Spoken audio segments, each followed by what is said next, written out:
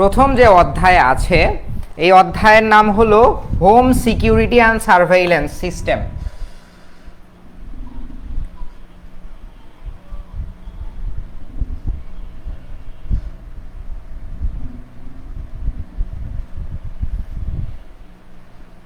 Home security and surveillance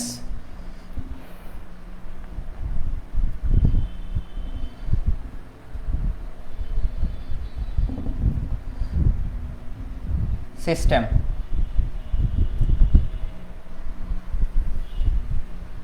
ওকে, এর বাংলা যদি করি আমি তাহলে বলতে হবে বাসভবন নিরাপত্তা ও নজরদারি ব্যবস্থা। বাসভবন নিরাপত্তা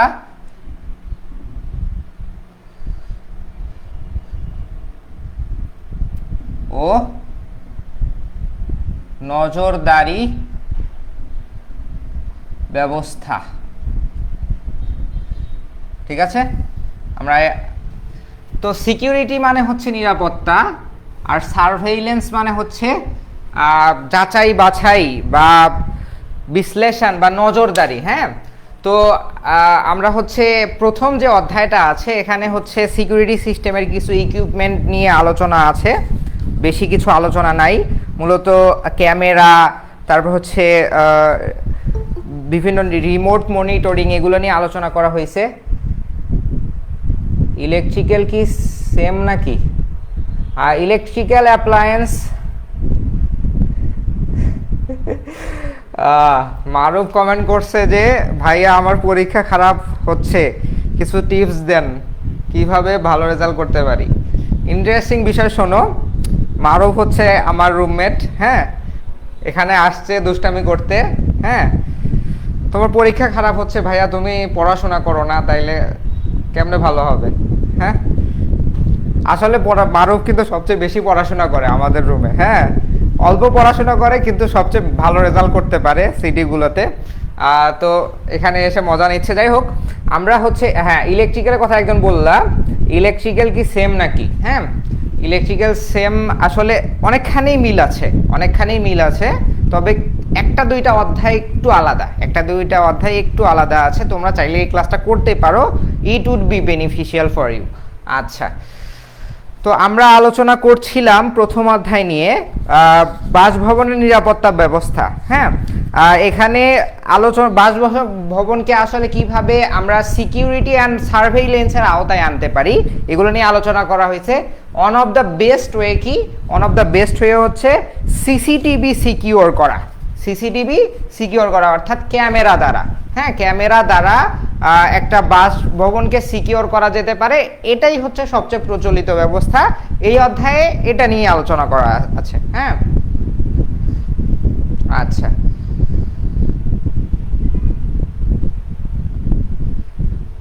বলে ভাইয়া কেন জানি এই সেমিস্টারে টেনশন হচ্ছে, পাস করব কিনা।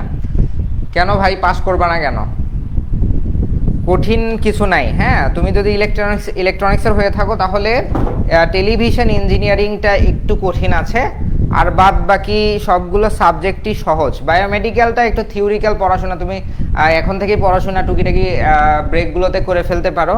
আমরা television engineering and biomedical instrument এই দুইটার ক্লাসগুলো আমরা অনেক আগে নিয়ে ফেলবো। হ্যাঁ, যাতে তোমরা রিভিশন দিতে পারো। আর ইলেকট্রনিক্স ফিফথে যারা আছো তাদের উদ্দেশ্যে একটু বলি, যত ডিপার্টমেন্ট আছে ডিপ্লোমা ইঞ্জিনিয়ারিং সেক্টরে, যত ডিপার্টমেন্ট আছে, ফিফথ সেমিস্টারের কথা বলছি আমি, ফিফথ সেমিস্টারে যত ডিপার্টমেন্ট আছে সবচেয়ে বেশি সাবজেক্ট হলো ইলেকট্রনিক্সে। এই জন্য আমি বারবার শুরু থেকে বলছি, আমাদের পেইড ব্যাচের স্টুডেন্টদের বলছি, বি সিনসিয়ার। এখন থেকে সতর্ক না হলে ভালো রেজাল্ট করতে পারবে না, কারণ অনেকগুলো পড়াশোনা, অনেকগুলো সাবজেক্ট আছে, ভালো করে পড়াশোনা করতে হবে ভাই। পড়াশোনার কোনো বিকল্প নাই। যে সাজেশন চাও, যে অ্যাডভাইস চাও, সবগুলোর। আচ্ছা, মিটে ঢুকতেছে না? আচ্ছা, তুমি রিকোয়েস্ট দাও, আমি রিকোয়েস্ট, হ্যাঁ ফাহিম সম্ভবত বলছো, আমি রিকোয়েস্ট অ্যাকসেপ্ট করছি, এখন ঢুকতে পারবা চাইলে। হ্যাঁ ফাহিম, হ্যাঁ তুমি ওকে, ঠিক আছে। তো এই হলো কথাবার্তা। তো প্রথম অধ্যায়ে যে আলোচনা করা আছে সেটা হইল তোমার সিসিটিভি রিলেটেড আলোচনা। এখানে ইলেকট্রনিক অ্যাপ্লায়েন্সে কিন্তু খুব বেশি পড়াশোনা নাই, প্রত্যেকটা অধ্যায় কিছু ইন্ডিভিজুয়াল ডিভাইস নিয়ে পড়াশোনা আছে। এরপরে যে অধ্যায় আছে দ্বিতীয় অধ্যায়, এটা হচ্ছে মাইক্রোওয়েভ ওভেন, এরকম এর রেফ্রিজারেটর, ওয়াশিং মেশিন, এগুলো নিয়ে আলোচনা করা আছে। তো that's not very difficult for you, একটু পড়াশোনা করলেই হয়ে যাবে। হ্যাঁ, তো আমরা এই অধ্যায়ের যে প্রশ্নটা আসতে পারে পরীক্ষায় সেটা হলো তোমার CC camera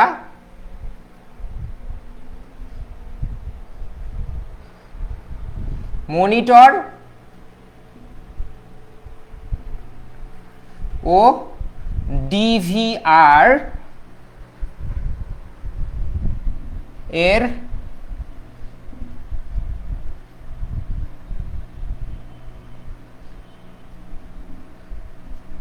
connection diagram, NN connection diagram অঙ্কন করে বর্ণনা দাও।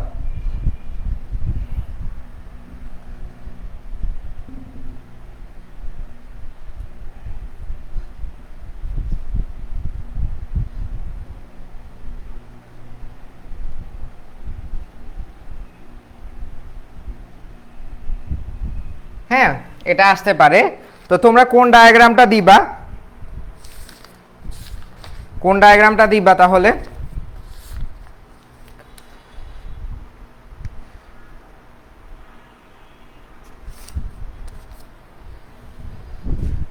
একটা তোমাদের বইয়ে দেখবা বা আমাদের সাজেশন বুকে দেখতে পাবা, এরকম স্কোয়ার শেপের মধ্যে এখানে একটা মনিটর দেয়া আছে, তারপর এখানে একটা ডিভিআর দেয়া আছে, তারপর হচ্ছে এখানে একটা টিভি দেয়া আছে, টেলিভিশন দেয়া আছে,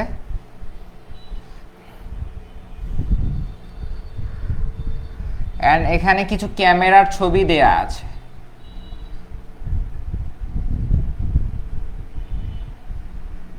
এই ডায়াগ্রামটা দিলেই এনাফ হয়ে যাবে।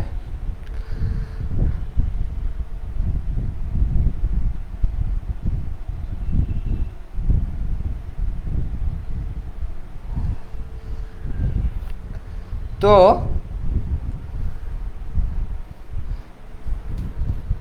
ডায়াগ্রামটাতে কি নিয়ে আলোচনা করবা তোমরা?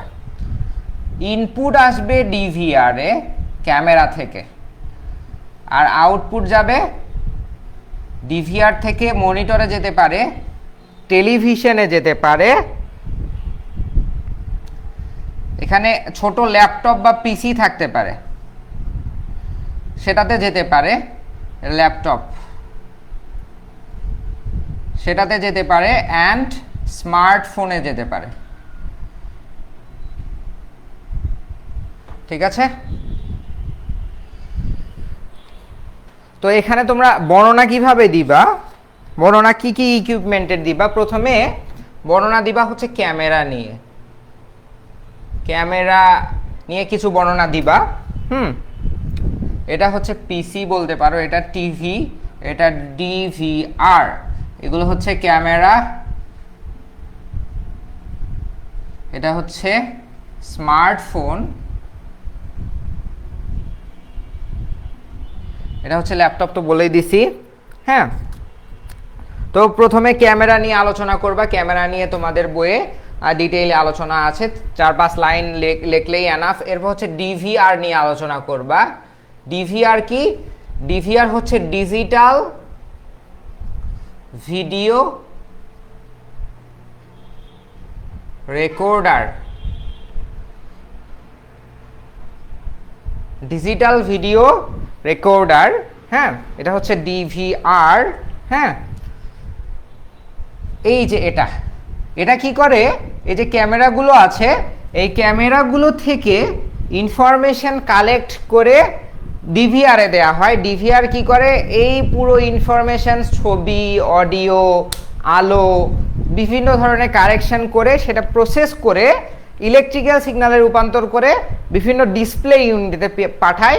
ডিসপ্লে ইউনিটের মাধ্যমে আমরা দেখতে পাই। মূলত সিগন্যাল প্রসেসিং এর কাজ করে এই ডিভিআর। এর বর্ণনা অবশ্যই দিতে হবে। তারপর হচ্ছে এই ডিভিআর এর ভিতরেই আরেকটা উপাদান থাকে, সেটাকে বলা হয় হার্ড ডিস্ক। এটার সাথে সবাই পরিচিত তোমরা।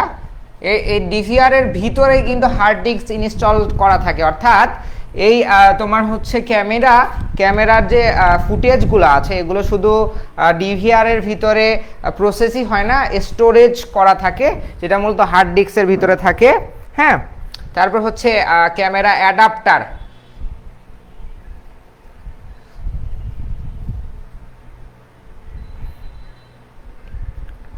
অ্যাডাপ্টার কি করে?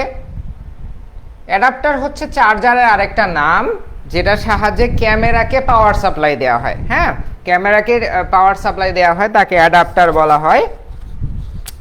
এরপর হচ্ছে কেবল, মনিটর, এগুলো নিয়ে আলোচনা আছে। কেবল, যেটা হচ্ছে তারের মাধ্যমে ডিভিআর এ সংযোগ দিবা, তারপর ডিভিআর থেকে পিসি, টিভি, মনিটরে সংযোগ দিবা, অবশ্যই কেবল দরকার হবে।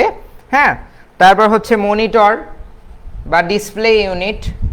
ডিসপ্লে ইউনিটের মধ্যে মনিটর, টিভি, ল্যাপটপ সবগুলো নিয়ে আলোচনা করতে পারো চাইলে একবারে। হ্যাঁ, তো এই হচ্ছে এই 5টা বা 6টা ইকুইপমেন্টের যদি বর্ণনা দিয়ে দাও এবং এই ব্লক ডায়াগ্রামটা দিয়ে দাও, তাহলে এই অধ্যায় থেকে যদি এই রচনামূলক আসে তাহলে ফুল মার্ক পেয়ে যাবে তোমরা। ঠিক আছে, ওকে। তো প্রথম অধ্যায়ের আলোচনা এটাই। আমরা সেকেন্ড চ্যাপ্টারে চলে যাব।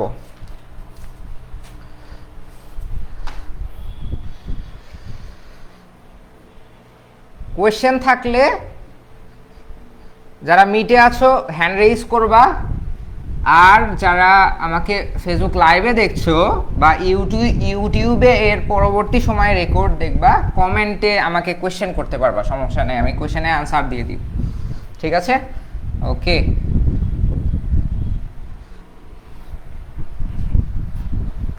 সেকেন্ড চ্যাপ্টার,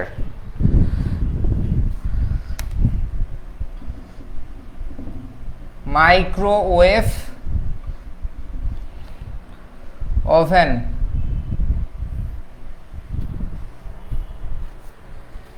আচ্ছা, প্রথম আলোচনাটাই করা হয়নি, মেইন আলোচনা যেটা, সেটা হচ্ছে ইলেকট্রনিক অ্যাপ্লায়েন্স বলতে কি বোঝায়। আসলে অ্যাপ্লায়েন্স বলতে সামগ্রী বোঝায়। মূলত সে সকল জিনিসকে অ্যাপ্লায়েন্স বলা হয় যেগুলো আমরা দৈনন্দিন জীবনে ব্যবহার করে থাকি। আমাদের দৈনিক কাজের ভিত্তিতে যেসব ডিভাইস বা ইকুইপমেন্ট কাজে লাগে তাকেই মূলত অ্যাপ্লায়েন্স বলি। হ্যাঁ, তো ইলেকট্রনিক যেসব ডিভাইস আমাদের দৈনন্দিন জীবনে কাজে লাগে সেগুলোকে আমরা বলি ইলেকট্রনিক অ্যাপ্লায়েন্স। ঠিক আছে, আচ্ছা। তো আমরা এই 7টা অধ্যায় মিলে আমরা ইলেকট্রনিক বিভিন্ন অ্যাপ্লায়েন্স নিয়ে আলোচনা করব, যেগুলো আমাদের দৈনন্দিন জীবনে কাজে লাগে।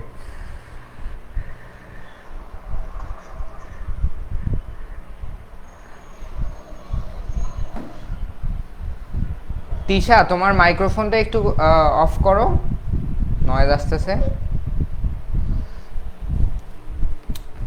নেক্সট চ্যাপ্টার হলো মাইক্রোওয়েভ ওভেন। হ্যাঁ, তো মাইক্রোওয়েভ ওভেন নিয়ে বলার তেমন কিছুই নাই, সবাই এর সাথে পরিচিত, এই ডিভাইসটার সাথে পরিচিত। হ্যাঁ, তো এটা হচ্ছে 1946 সালে আবিষ্কার হয় প্রথম, এবং 1947 সালে বাজারে আসে, মানে বাণিজ্যিকভাবে বিক্রি হয় আর কি। ঠিক আছে, তো মাইক্রোওয়েভ কিভাবে কাজ করে, মাইক্রোওয়েভ ওভেন কিভাবে কাজ করে। ওভেন মানে বলা যায় চুল্লি, ওভেনকে বলা হয় চুলা বা চুল্লি। ঠিক আছে, তো মাইক্রোওয়েভ ওভেনটা কি? আমাদের ইলেকট্রোম্যাগনেটিক ওয়েভের বিভিন্ন রেঞ্জের ভিত্তিতে যে আমরা ইলেকট্রোম্যাগনেট তৈরি করি, ইলেকট্রোম্যাগনেটিক সিগন্যাল তৈরি করি, অর্থাৎ এই যে রেডিয়েশন কি বলে, আমরা কলে কথা বলছি বা বিভিন্ন নেটওয়ার্ক পাচ্ছে, ব্লুটুথ, ওয়াইফাই, এগুলো বেশিরভাগই ইলেকট্রোম্যাগনেটিক ওয়েভ। তো ইলেকট্রোম্যাগনেটিক ওয়েভের বিভিন্ন রেঞ্জ আছে। হ্যাঁ, এই যে টিভি সিগন্যাল আসতেছে, ডিশ অ্যান্টেনা, ওয়াইফাই, রাউটার, এগুলো সবগুলো ইলেকট্রোম্যাগনেটিক ওয়েভ আকারে আসতেছে। তো এই ইলেকট্রোম্যাগনেটিক ওয়েভগুলার ফ্রিকোয়েন্সি এবং রেঞ্জের ভিত্তিতে এক এক সময় এক এক নামকরণ করা হয়। তো ইলেকট্রোম্যাগনেটিক ওয়েভের রেঞ্জ যদি 2500 মেগাহার্টজ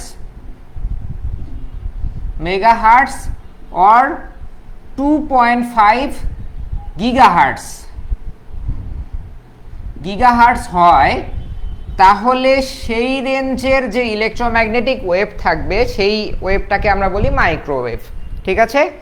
তো এই বিশেষ ধরনের মাইক্রোওয়েভ যেটার ফ্রিকোয়েন্সি কত, 2500 মেগাহার্টজ বা 2.5 গিগাহার্টজ, এই রেঞ্জের ইলেকট্রোম্যাগনেটিক ওয়েভ যেটাকে আমরা মাইক্রোওয়েভ বলছি, এই মাইক্রোওয়েভ ব্যবহার করে যেই চুলাতে কোনো খাদ্যদ্রব্য গরম করা হয়, মাইক্রোওয়েভে সাধারণত রান্নাবান্নার কাজ করা হয় না, মূলত কোনো কিছু গরম করতে বা কোনো কিছু সেকতে, বেক, হ্যাঁ, কেক তৈরি করা যায়, কোনো কিছু গরম করতে মাইক্রোওয়েভ ব্যবহার করা হয়। ঠিক আছে? তো এই হলো মাইক্রোওয়েভ ওভেনের বেসিক, যে মাইক্রোওয়েভ ওভেনটা আসলে কি। ঠিক আছে?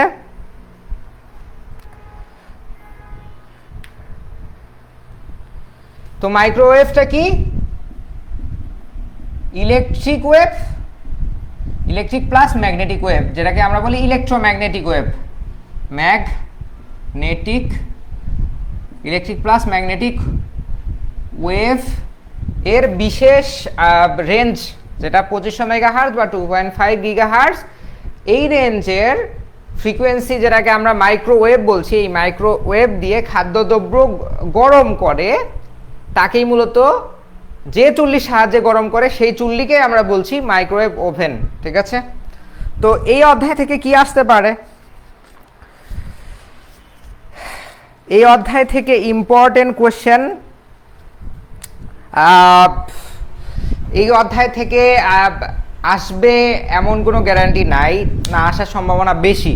হ্যাঁ, না আসার সম্ভাবনা বেশি, তবে তোমরা যদি পড়তে চাও, হ্যাঁ, যেহেতু ছোট বই, পড়তে তো অসুবিধা নাই। হ্যাঁ, অনেক কিছু পড়তে হয় না, খুবই সহজ, এবং পড়াশোনাগুলো একবারে কঠিনও না। এই মাইক্রোওয়েভ নিয়ে কিন্তু তোমাদের 7 সেমিস্টারের বড় ভাইদের পড়াশোনা আছে, যেটা আমি ক্লাস নিই। হ্যাঁ, আমি নিজে ক্লাস নিই। তো 7 সেমিস্টার বড় ভাইরা এই মাইক্রোওয়েভ নিয়ে পুরো একটা বই আছে, বইটা আমার কাছে এখানে আছে কিনা, এখন হয়তো বা নাই। হ্যাঁ, তো এই পুরো বইয়ে হচ্ছে মাইক্রোওয়েভ নিয়েই আলোচনা করা হয়েছে। মাইক্রোওয়েভ কিভাবে তৈরি হয়, কি দিয়ে তৈরি হয়, কি দিয়ে ট্রান্সফার করা যায়, কোথায় কোথায় কাজে লাগে, এ নিয়ে আলোচনা করা হয়েছে। যাই হোক, তো আমরা বিস্তর আলোচনা করব 7 সেমিস্টারে। তো সেই মাইক্রোওয়েভকে কাজে লাগিয়ে মূলত খাদ্যদ্রব্য গরম করা হয় যে ডিভাইসের সাহায্যে, সেটাকে আমরা বলছি মাইক্রোওয়েভ ওভেন। হ্যাঁ, তো এই অধ্যায় থেকে রচনামূলক আসার সম্ভাবনা খুবই কম, তবে যদি আসে তাহলে দুই রকমের রচনামূলক আসতে পারে। একটা হচ্ছে মাইক্রোওয়েভ ওভেন এর কার্যাবলী বা কিভাবে কাজ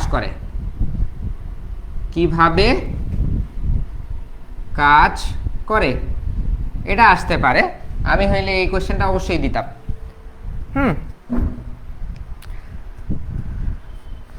আর হচ্ছে যে কোশ্চেনটা কয়েকবার আসছে, বাঁকা শিবর উপর তো ভরসা করা যায় না, এটা হচ্ছে মাইক্রোওয়েভ ওভেনের 5টি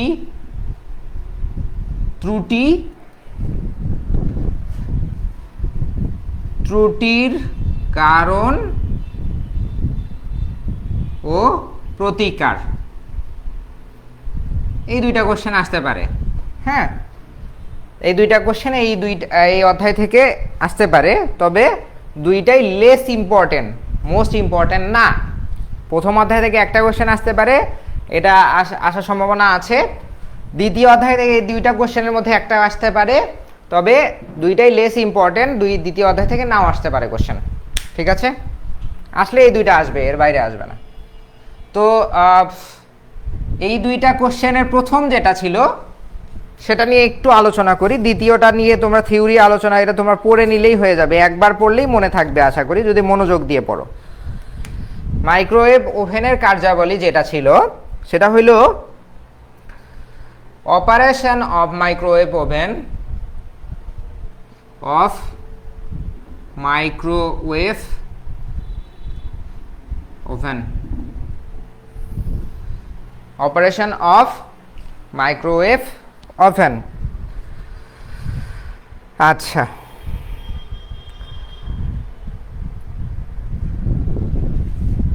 এখানে একটা ব্লক ডায়াগ্রাম আকারে দেয়া আছে।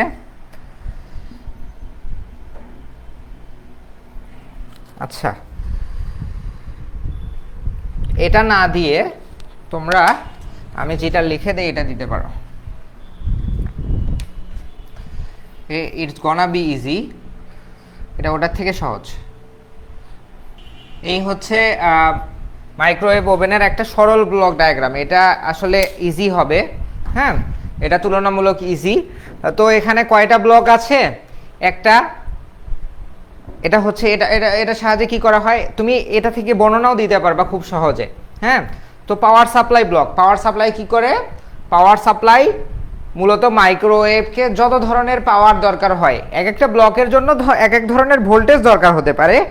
যে ব্লকের জন্য বা যে অংশের জন্য যতটুকু ভোল্টেজের দরকার হয়, সেই ব্লকের জন্য ততখানি ভোল্টেজ সে সরবরাহ করে, সেই ব্লকের জন্য ততখানি ভোল্টেজ সে সরবরাহ করে। ঠিক আছে?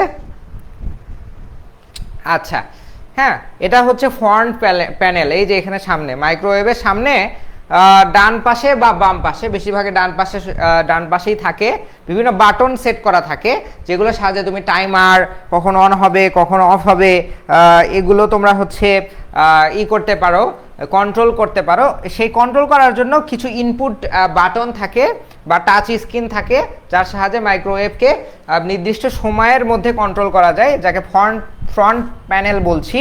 হ্যাঁ, আর এটা হচ্ছে processing unit. Processing unit such kind of processor is this. এটা কীরকম প্রসেসর? এই যে মাইক্রোওয়েভ কখন, এই যে ফ্রন্ট প্যানেলে যে ইনস্ট্রাকশন দিছি সেই অনুযায়ী কতখানি হিট হবে, কত সময় ধরে হিট হবে সেটা প্রসেস করে। এরপর হচ্ছে ম্যাগনেট্রন যেটা আছে, ম্যাগনেট্রন মূলত এখানে অনেক ভোল্টেজ উৎপন্ন হয়, প্রায় 2000 ভোল্ট এসি ভোল্টেজ বা আরএমএস ভ্যালু উৎপন্ন হয়। হ্যাঁ, তো এটা এই 2000 ভোল্ট যখন একটা হাই ভোল্টেজ এখানে স্টোর হয়, তো সেটা কি বলে মাইক্রোওয়েভ উৎপন্ন করে। আর মাইক্রোওয়েভ যখন এক জায়গা থেকে অন্য জায়গায় ছোটাছুটি করে, তখন বিশেষ করে কোনো বস্তুর ভিতর দিয়ে যখন ছোটাছুটি করবে, তখন সেটা তাপ উৎপন্ন করবে। তো অনেক সময় দেখা যাবে যে মাইক্রোওয়েভে যদি তুমি মেটালের কোনো ইকুইপমেন্ট দাও, হ্যাঁ, মেটালের কোনো বা স্টিল, বিশেষ করে সবচেয়ে সেন্সিটিভ বিষয় স্টিল, এর যদি কোনো পাত্র বা ইকুইপমেন্ট ভিতরে দাও, তাহলে সেটা হয়ে যায় কি, সেটা অত্যাধিক গরম হয়ে যায় এবং মাইক্রোওয়েভ ওভেন পুরো ব্লাস্ট হয়ে যায়। এটা কেন হয়? এই যে ম্যাগনেট্রনটা কি করে, ম্যাগনেট্রন হাই ভোল্টেজ প্রায় 2000 ভোল্টের মাইক্রোওয়েভ উৎপন্ন করে, যেটা ওই খাদ্যদ্রব্যের ভিতর দিয়ে ছোটাছুটি করে। তো এখানে যদি কোনো স্টিলের পাত্র তুমি হচ্ছে দিয়ে দাও, তো স্টিলের পাত্রের ভিতরে অণুপরমাণুগুলো ছোটাছুটি শুরু হবে। তো এটা কঠিন একটা জিনিস, মানে কঠিন পদার্থ, এবং এর ভিতরে অণুপরমাণু যদি ছোটাছুটি করে, এটা হুট করে অনেক গরম হয়ে যায় এবং ব্লাস্ট হয়ে যায়। তো এই জন্য মূলত মাইক্রোওয়েভ ওভেনে সিরামিক্স বা কাচের পাত্র ব্যবহার করা হয়, তোমার হচ্ছে স্টিলের পাত্র ব্যবহার করা হয় না। আর হচ্ছে এটা ওই যে মাইক্রোওয়েভ খাদ্যের ভিতরে প্রবেশ করে খাদ্যদ্রব্যের কণাগুলোকে কম্পন সৃষ্টি করে এবং খাদ্যদ্রব্য গরম হয়। তো এই পোর্শনটা চলে গেল। এরপর টেম্পারেচার কন্ট্রোল করার জন্য টেম্পারেচার একটা কন্ট্রোলার দেয়া আছে, তারপর ইন্টারফেসিং সার্কিটরি, ইন্টারফেসিং হচ্ছে এটা হচ্ছে অনেক মাইক্রোওয়েভ আছে যেটা তুমি হচ্ছে রিমোট কন্ট্রোলের মাধ্যমে কন্ট্রোল করতে পারো, বা হোম অটোমেশন সিস্টেম সম্পর্কে তোমাদের ধারণা আছে, যেগুলো ইলেকট্রনিক অ্যাপ্লায়েন্স বাসা বাড়িতে ব্যবহার করা হয়, এগুলো বেশিরভাগই অটোমেটেড হয়, অর্থাৎ ভয়েস কমান্ড বা কি বলে রিমোট কন্ট্রোল টাইপ হয়ে থাকে। তো সেটাকে ইন্টারফেস করার জন্য, ইন্টারফেসিং মানে হচ্ছে যোগাযোগ, এক ডিভাইস থেকে আরেক ডিভাইস যোগাযোগ করার জন্য ইন্টারফেসিং সার্কিটরি বা সার্কিট ব্যবহার করা হয়।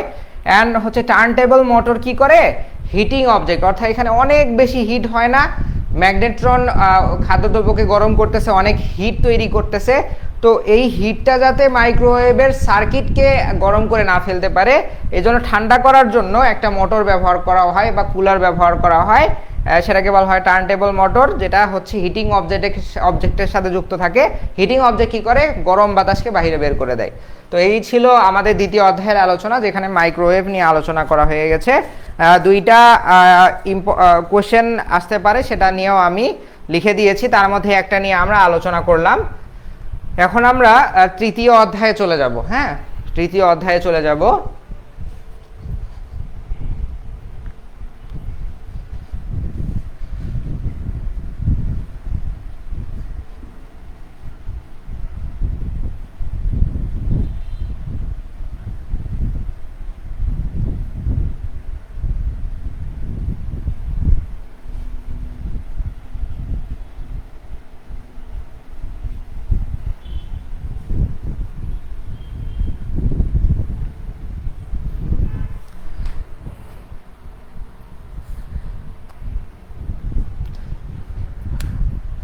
তৃতীয় অধ্যায় কি? তৃতীয় অধ্যায় হচ্ছে induction and infrared cooker. Infrared cooker, দুই প্রকার কুকার আছে, একটা ইন্ডাকশন কুকার আর একটা ইনফ্রারেড কুকার। এই দুই প্রকার কুকার নিয়ে আলোচনা করা হয়েছে। হ্যাঁ, আচ্ছা, আমরা এই অধ্যায়ে দুই প্রকার কুকার নিয়েই আলোচনা বা শিখব, ধারণা নিব।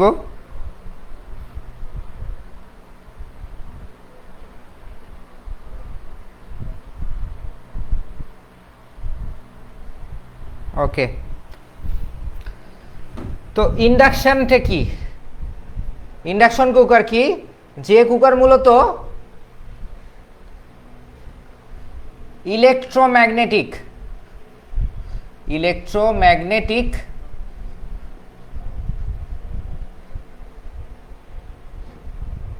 ইন্ডাকশন নীতিতে কাজ করে খাদ্যবস্তুকে গরম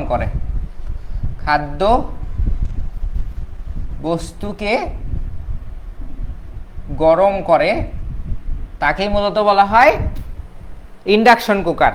হ্যাঁ, তো ইলেকট্রোম্যাগনেটিক ইন্ডাকশনটা আসলে কি?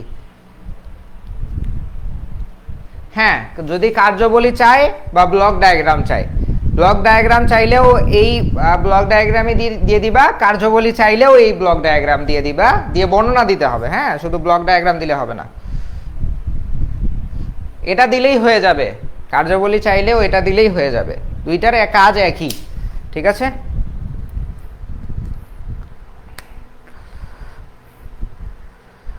ওকে। তো ইলেকট্রোম্যাগনেটিক ইন্ডাকশন কি? ইলেকট্রোম্যাগনেটিক ইন্ডাকশন হলো একটা নীতি, যেটা বিজ্ঞানী ফ্যারাডে এই নীতিটা আবিষ্কার করছে আর কি।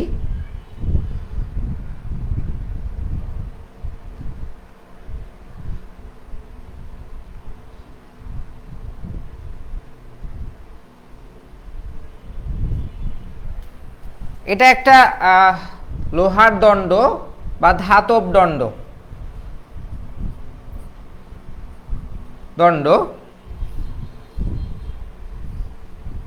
হ্যাঁ, এটা একটা ধাতব, এই যে এই সাদা অংশটা দেখছো স্কোয়ার শেপের, সেটা একটা ধাতব দণ্ড।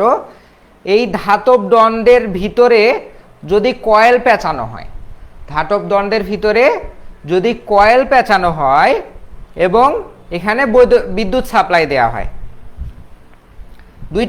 দুই সিস্টেমে হতে পারে। একটা হচ্ছে এই ধাতব দ্বন্দ্বর ভিতরে যদি এই ধাতব দ্বন্দ্বের চারপাশে কয়েল পেঁচানো হয়, অর্থাৎ কি বলে বৈদ্যুতিক তার পেঁচানো হয়, এবং এই বৈদ্যুতিক তারের দুই প্রান্তে কি সাপ্লাই দেওয়া হয়, ভোল্টেজ সাপ্লাই দেওয়া হয়। হ্যাঁ, ভোল্টেজ সাপ্লাই দেওয়া হলে আরেকটা শর্ত আছে, এই ধাতব দণ্ড যদি এই কয়েলের চারপাশে নড়াচড়া করে, অর্থাৎ সে এই পাশে যায় আবার এই পাশে যায়, ডান পাশে বাম পাশে টুকিটাকি নড়াচড়া করে বা কম্পন সৃষ্টি হয়, তাহলে এই দিক দিয়ে ইলেকট্রোম্যাগনেটিক ওয়েভ উৎপন্ন হয়। ইলেকট্রোম্যাগনেটিক ওয়েভ উৎপন্ন হয় এই ধাতব দণ্ডের চারপাশে। হ্যাঁ, তো এই ইলেকট্রোম্যাগনেটিক ওয়েভ যখন উৎপন্ন হচ্ছে তখন যখনই দুইটা কাজ, প্রথম হচ্ছে দণ্ডের চারপাশে তুমি কয়েল পেঁচাইলা, বিদ্যুৎ সাপ্লাই দিলা, এবং ধাতব দণ্ডটা যদি নড়াচড়া করে তাহলে এখানে ম্যাগনেটিক ফিল্ড উৎপন্ন হয় বা ইলেকট্রোম্যাগনেটিক ওয়েভ উৎপন্ন হয়। তো ইলেকট্রোম্যাগনেটিক ওয়েভ যখন উৎপন্ন হয় তখন এই ধাতব দণ্ডটাও গরম হয়ে যায়, অর্থাৎ সে ইলেকট্রোম্যাগনেটিক ওয়েভ উৎপন্ন করতেছে, সে নিজে চুম্বক হয়ে যাচ্ছে, যার ফলে কি তার আন্তঃআণবিক যে পরমাণু অনুপরমাণুগুলো আছে এগুলোর মধ্যে কম্পন সৃষ্টি হয় এবং গরম হয়ে যায়, যার ফলে এটা হিট তৈরি করে। আর এই হিটকে কাজে লাগিয়েই মূলত ইন্ডাকশন কুকার রান্না বান্নার কাজে ব্যবহার করা হয়। ঠিক আছে,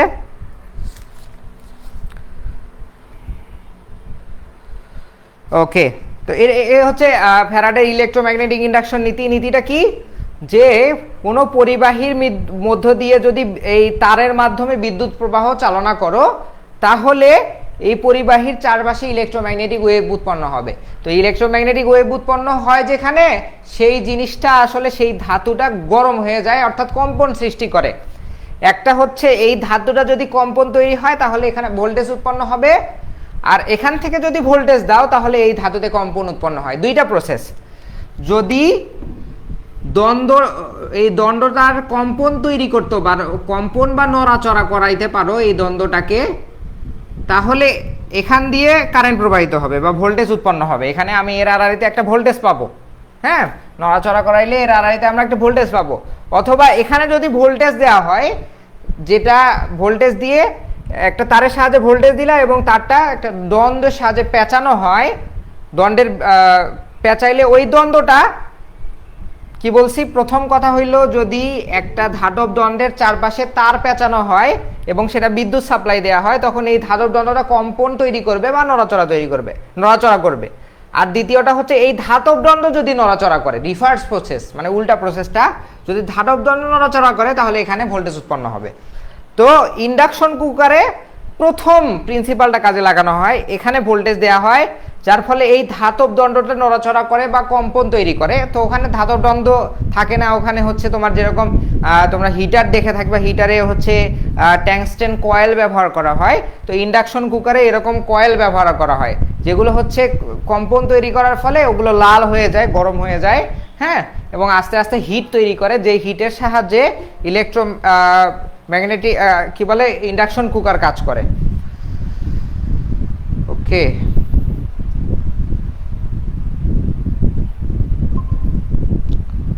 হ্যাঁ, ওকে।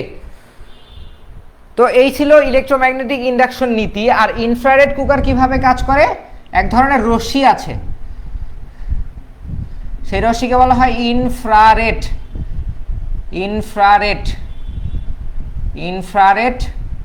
রে। মানে আলোক রশ্মিরও বিভিন্ন তরঙ্গ দৈর্ঘ্য আছে বা ফ্রিকোয়েন্সি আছে।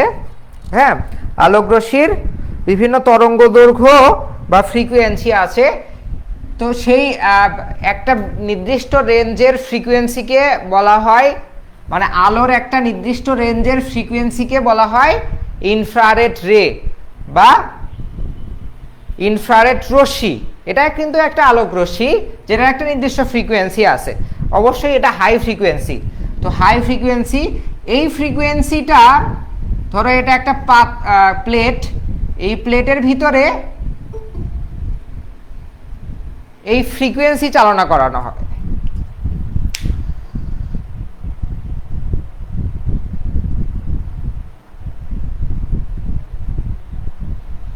হ্যাঁ, তো ধরো এটা একটা প্লেটের উপরে পাত্র আছে, একটা ডিশ আছে, হ্যাঁ, প্লেটের উপরে পাত্র আছে।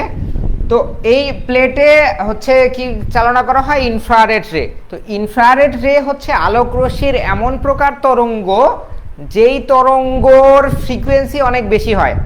তো ইনফ্রারেড রে যদি কোনো একটা, এটা পাত্রের নিচে একটা ধাতব প্লেট থাকে, তো ইনফ্রারেড রে যদি কোনো একটা ধাতব প্লেটে চালনা করা হয়, তার ফ্রিকোয়েন্সি বেশি হওয়ার কারণে ওই যে মাইক্রোওয়েভ ওভেন আমরা গত অধ্যায়ে আলোচনা করলাম না, তো মাইক্রোওয়েভ কি করে, খাদ্যের ভিতরে ঢুকে কম্পন মানে হিট উৎপন্ন করার মূল প্রিন্সিপাল, মাইক্রোওয়েভ ওভেন বলো, ইনফ্রারেড, ইন্ডাকশন কুকার, হিট উৎপন্ন করার মূল প্রিন্সিপাল হচ্ছে কাঁপাকাঁপি করা, কম্পন তৈরি করা, কম্পনের ফলে হিট উৎপন্ন হয়। তো এরা যে কোনো না কোনোভাবে হিট উৎপন্ন মানে কম্পন তৈরি করে। মাইক্রোওয়েভ কি করে, মাইক্রোওয়েভ প্রডিউস করে খাবারের মধ্যে কম্পন তৈরি করে এবং সেখান থেকে হিট উৎপন্ন হয়। তারপর হচ্ছে কি বলে, ইন্ডাকশন কুকার কিভাবে কাজ করে, ইন্ডাকশন কুকার হচ্ছে ইলেকট্রোম্যাগনেটিক ইন্ডাকশন নীতিতে যখন তারের ভিতরে কি বলে বিদ্যুৎ সাপ্লাই দেওয়া হয়, সেটা কম্পন তৈরি করে এবং সেটা ফিলামেন্টকে গরম করে হিট উৎপন্ন করে। আর ইনফ্রারেড রে কি করে, ইনফ্রারেড রে এমন এক ধরনের আলোক রশ্মি যেখানে ফ্রিকোয়েন্সি বেশি হওয়ার কারণে সেটা যদি ধাতব প্লেটে চালনা করা হয়, তাহলে ধাতব প্লেট বরাবর ফ্রিকোয়েন্সিটা গিয়ে ওই ধাতব প্লেটটাকে উত্তপ্ত করে, যার ফলে খাবারও গরম হয়। হ্যাঁ, তো এর সাহায্যে ইনফ্রারেড কুকার কাজ করে। তো ইন্ডাকশন কুকারে অনেক কিছু কিছু ইন্ডাকশন কুকার দেখবা যে গরম হয়, ইন্ডাকশন কুকারের প্লেটটা গরম হয়ে যায়, কিছু কিছু ইন্ডাকশন কুকারের প্লেটটা গরম হয় না। তো বেশিরভাগ ইন্ডাকশন কুকারে যেটা ইলেকট্রোম্যাগনেটিক ইন্ডাকশন নীতিতে কাজ করে, সেই কুকারের প্লেটগুলো গরম হয়। আর ইনফ্রারেড কুকার যেটা আছে তোমাদের বাসায় দেখে থাকবে, আমি দুইটা কুকারই দেখছি। আগে মূলত আমাদের বাসায় ইন্ডাকশন কুকার ব্যবহার করা হয়তো, এখন ইনফ্রারেড কুকার ব্যবহার করা হয়। তো ইনফ্রারেড কুকার যেটা, সেটা কিন্তু দেখবা যে ওর প্লেটটা গরম হয় না। হ্যাঁ, হাত দিয়ে তুমি রাখতে পারো, দেখো উপরে রান্না হচ্ছে, তুমি ওই পাত্রটা, রান্নার পাত্রটা সরিয়ে তুমি ওখানে হাতও দিয়ে দিতে পারবে, কোনো সমস্যাই হবে না, ঠান্ডা থেকে যাবে। তো এটা ইনফ্রারেড কুকারের তলা গরম হয় না কেন, কারণ এটা হচ্ছে তোমার হিট ডিরেক্ট ওই প্লেটে উৎপন্ন করে না, হিট ডিরেক্ট খাবারের মধ্যে চলে যায়। হ্যাঁ, হিট ডিরেক্ট কি করে, খাবারের মধ্যে চলে যায়, যার ফলে খাবারে ওই যে মাইক্রোওয়েভ ওভেন যেভাবে কম্পন তৈরি করে খাবারকে গরম করে, ঠিক তেমনিভাবে ইনফ্রারেড কুকার ইনফ্রারেড রে খাবারের ভিতরে ঢুকাই দিয়ে খাবারগুলোকে গরম করে, যার ফলে ইনফ্রারেড রের নিচের তলটা গরম হয় না। ইন্ডাকশন কুকারের বেশিরভাগই নিচের তলটা গরম হয়ে যায়, কারণ এটা হচ্ছে কম্পন তৈরি করে ডিরেক্টলি প্লেটটা, যার ফলে খাবারের পাত্রটাও গরম হয়, খাবারও গরম হয়। কিন্তু ইনফ্রারেড রে ডিরেক্ট খাবারের পাত্র ভেদ করে খাবারে প্রবেশ করে খাবারকে ডিরেক্ট গরম করে। তো এই প্রিন্সিপালের উপর ভিত্তি করে মূলত ইন্ডাকশন কুকার আর ইনফ্রারেড কুকার কাজ করে। হ্যাঁ, তো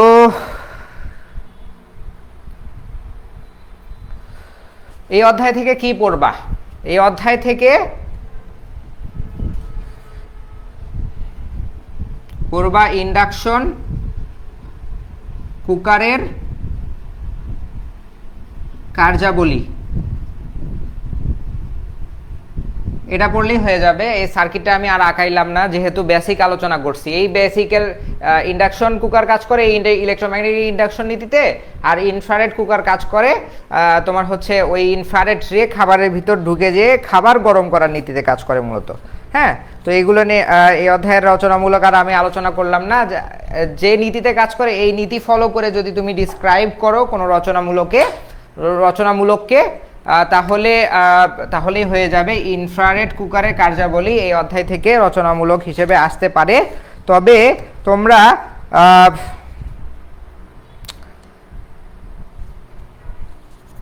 তোমরা চাইলে ইন্ডাকশন কুকারের যে বিভিন্ন অংশ আছে এটা রিডিং পড়ে নিতে পারো। হ্যাঁ, এটা রিডিং পড়ে নিতে পারো, ইন্ডাকশন কুকারের বিভিন্ন কম্পোনেন্টের বর্ণনা। হ্যাঁ, এটা রিডিং পড়ে নিলে কি হবে, ইন্ডাকশন কুকারের ভিতরে কয়েল, হিট সিঙ্ক, তারপর হচ্ছে টেম্পারেচার কন্ট্রোল ডিভাইস, বিভিন্ন কম্পোনেন্ট নিয়ে আলোচনা করা আছে। তুমি যদি ওই আলোচনা কি বলে ওই পরিচ্ছেদটা পড়ো তাহলে কি হবে, এই ইন্ডাকশন কুকারের যে কার্যাবলী কিভাবে কাজ করে, কোন কম্পোনেন্ট কিভাবে কাজ করে, এটা ডিটেইলে লিখতে পারবা।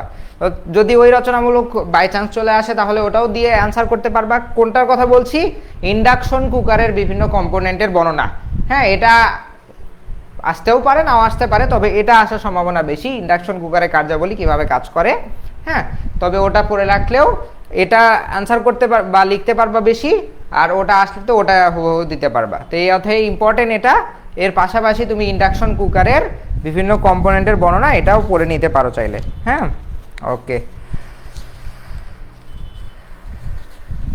চতুর্থ অধ্যায় কি নিয়ে আলোচনা করা আছে, energy saving LED bulb. Energy saving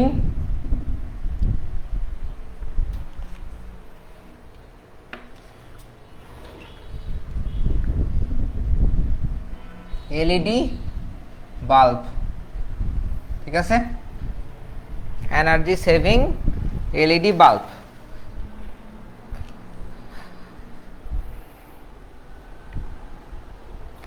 তো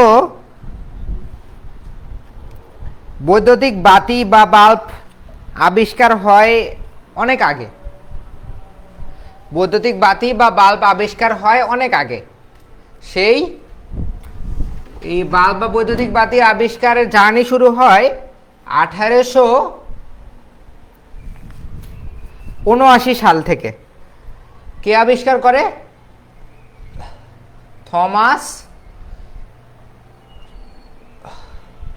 Thomas Alva Edison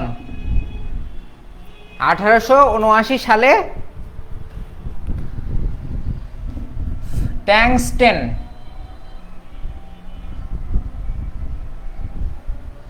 filament lamp আবিষ্কার করে। হ্যান্ড রেইজ করছো কেউ? বলতে পারো, সমস্যা নাই। ফাহিম, কিছু বলবা?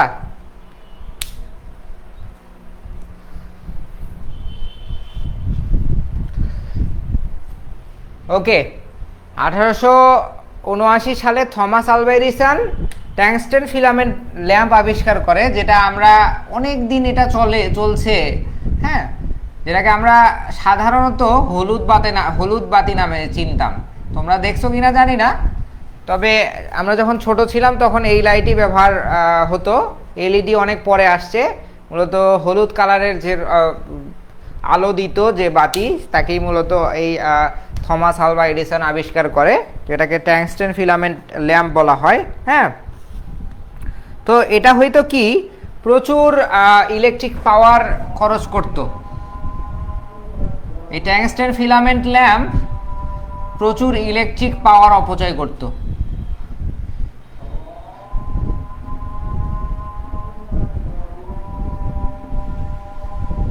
ট্যাংস্টেন ফিলামেন্ট ল্যাম্প কি করত? প্রচুর ইলেকট্রিক পাওয়ার অপচয় করত।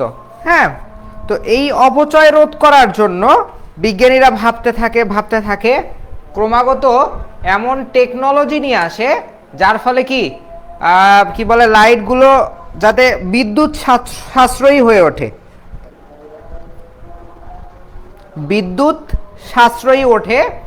সাশ্রয়ী হয়ে ওঠে অর্থাৎ এই যে তোমার এটা যদি ইলেকট্রিক সাপ্লাই 100% কি বলে খরচ করে, তাহলে এনার্জি সেভিং ল্যাম্প আমরা যেগুলো দেখছি এখন বাজারে, এগুলো তার থেকে -80 to 90% কম ইলেকট্রিক পাওয়ার সরবরাহ অপচয় করে। হ্যাঁ, তো এই ট্যাংস্টেন ফিলামেন্টের থেকে 80 থেকে 90% কম ইলেকট্রিক পাওয়ার কি বলে ব্যবহার করে যে ল্যাম্পগুলো আবিষ্কার করা হয়, সেগুলোকেই মূলত বলা হয় এনার্জি সেভিং ল্যাম্প। এই এনার্জি সেভিং ল্যাম্পের সাহায্যে কি করা হয়, এই যে গতানুগতিক যে লাইটগুলো ছিল সেগুলোর থেকে কম অপচয়কারী লাইট বা কম ইলেকট্রিক এনার্জি তৈরি করা লাইট কি বলে তৈরি করা হয়, যার ফলে কি ইলেকট্রিসিটি অপচয় খুবই কমে যায়। হ্যাঁ, ইলেকট্রিসিটির অপচয় খুবই কমে যায়। মিটিং লিংক চলে গেছে, আমি আবার দিচ্ছি, সমস্যা নাই।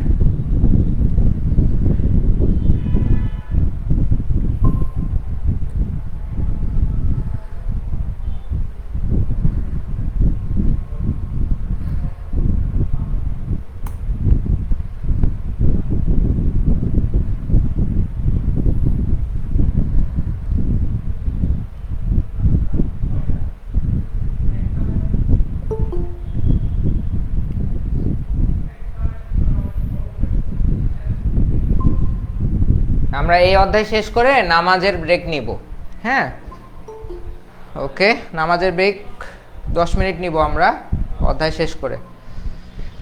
তো 1879 সালে থমাস আলভা এডিসন যে ট্যাংস্টেন ফিলামেন্ট ল্যাম্প বা হলুদ বাতি আবিষ্কার করছিল, সেটা খুবই বিদ্যুৎ অপচয় করত। সেখান থেকে এই অপচয় দূর করার জন্য বিজ্ঞানীরা কিছু ল্যাম্প আবিষ্কার করে, যেগুলোকে এনার্জি সেভিং ল্যাম্প বলা হয়। সেগুলো কি করে 80 থেকে 90% এনার্জি সেভ করে এই গতানুগতিক ল্যাম্প থেকে। হ্যাঁ, তার মধ্যে সবচেয়ে বেশি যেটা ইউজ হয় সেটাকে বলা হয় এলইডি বা light emitting diode. Light emitting diode. তো এই লাইট ইমিটিং ডায়োড এটা হচ্ছে এনার্জি সেভিং ল্যাম্পের মধ্যে সবচেয়ে কার্যকরী একটা ল্যাম্প। ঠিক আছে, ওকে। তো আমরা এই ফারিহা, তোমার মাইক্রোফোন অফ করো।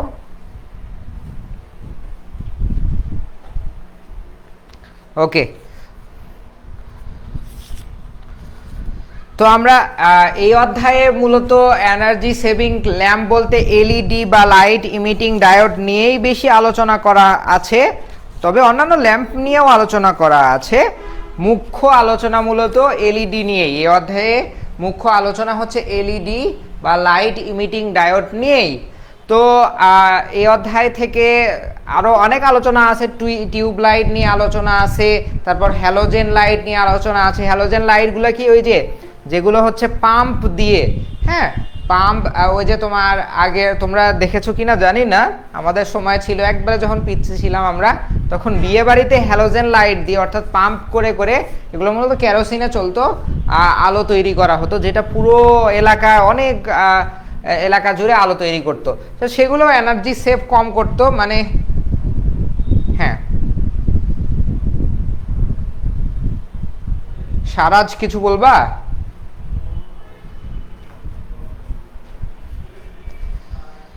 ওকে, তো তোমার এই হ্যালোজেন বলো, টিউব লাইট বলো, এগুলো এনার্জি সেভ করে, তবে খুবই কম। হ্যাঁ, এনার্জি সেভ করে, তবে এনার্জি সেভিংয়ের পরিমাণ এই যে এলইডি এর তুলনায় কম। সবচেয়ে বেশি এনার্জি সেভ করে, যেটা এখন সবচেয়ে বহুল ব্যবহৃত হচ্ছে, সেটাকে আমরা বলছি এলইডি বা লাইট ইমিটিং ডায়োড। তো এই অধ্যায় থেকে যদি রচনামূলক আসে তাহলে এই এলইডিটাই আসবে। হ্যাঁ, এই অধ্যায় থেকে রচনামূলক আসলে এলইডি সম্পর্কিত রচনামূলকই আসবে, যেটা হচ্ছে এলইডি ল্যাম্প এর কার্যাবলী বর্ণনা করো। বর্ণনা করো, ঠিক আছে? আসলে এই রচনামূলক আসার সম্ভাবনা অনেক বেশি। তো এলইডি আসলে কি দিয়ে তৈরি? এলইডি হচ্ছে লাইট ইমিটিং ডায়োড। এলইডি কি? Light emitting diode. তো ডায়োড হচ্ছে কি? ডায়োড সম্পর্কে তোমরা বেসিক ইলেকট্রনিক্সের ডিটেইলে পড়াশোনা করেছো। হ্যাঁ, ডায়োডের দুইটা প্রান্ত থাকে, একটা পি আর একটা এন। হ্যাঁ, পি টাইপে পজিটিভের সংখ্যা বেশি থাকে, আর এন টাইপে নেগেটিভের সংখ্যা বেশি থাকে। যখন ডায়োডে আমি ফরওয়ার্ড বায়াস দেই, অর্থাৎ পজিটিভের সাথে ব্যাটারির পি প্রান্ত এবং নেগেটিভের সাথে কি বলে ডায়োডের এন প্রান্ত যখন আমরা যুক্ত করি, তখন তখন কি হয়, তখন এই ডায়োডের মধ্য দিয়ে কারেন্ট প্রবাহিত হয়। কিভাবে কারেন্ট প্রবাহিত হয় এগুলো তোমরা ডিটেইলে আলোচনা শুনেছো। তো এলইডি বা লাইট ইমিটিং ডায়োডেরই একটা রূপ, তবে এটা একটা বিশেষ রূপ। হ্যাঁ, এটা একটা বিশেষ রূপ। এটাতে এই পিএন জাংশন যে তৈরি করা হচ্ছে সেটা মূলত সেমিকন্ডাক্টর দিয়ে তৈরি করা হয়। সেমিকন্ডাক্টরের মধ্যে সবচেয়ে বেশি ব্যবহার করা হয় সিলিকন। সিলিকনের সাথে ত্রিযোজী মৌল মিশ্রিত করে কি তৈরি করা হয়, এন টাইপ সেমিকন্ডাক্টর তৈরি করা হয়, আর পঞ্চযোজী মৌল মিশ্রিত করে পি টাইপ সেমিকন্ডাক্টর তৈরি করা হয় সিলিকনের সাথে। তো লাইট ইমিটিং ডায়োড, এটা হচ্ছে সাধারণ ডায়োড তৈরির প্রক্রিয়া। আর লাইট ইমিটিং ডায়োডের সাথে লাইট ইমিটিং ডায়োড বা এলইডি তৈরি করা হয় সিলিকনের সাথে সিলিকন ডাইঅক্সাইড এর মিশ্রণ করানো হয়।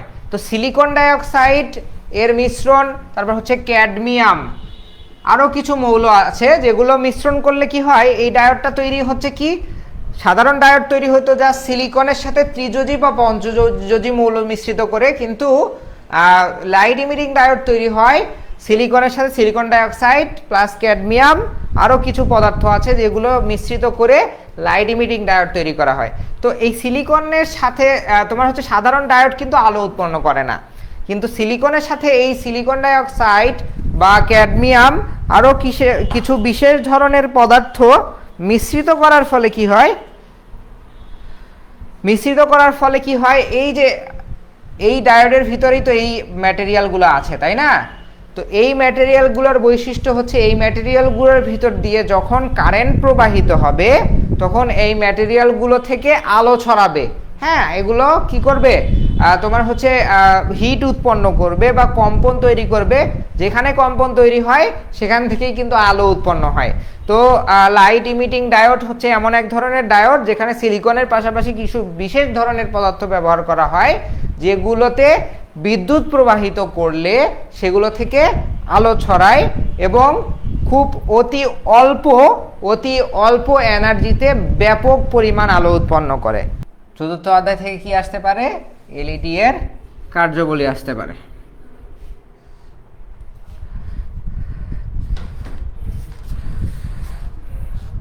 পঞ্চম অধ্যায় আলোচনা করা আছে ওয়াশিং মেশিন নিয়ে।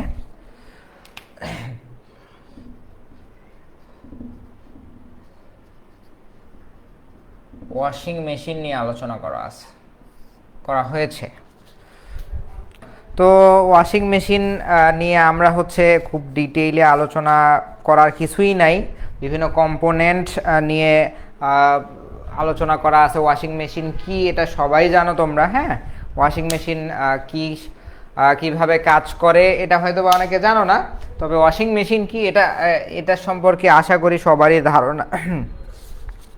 ধারণা আছে। হ্যাঁ, ওয়াশিং মেশিন প্রধানত তিন প্রকার। একটা হচ্ছে কনভেনশনাল টাইপ,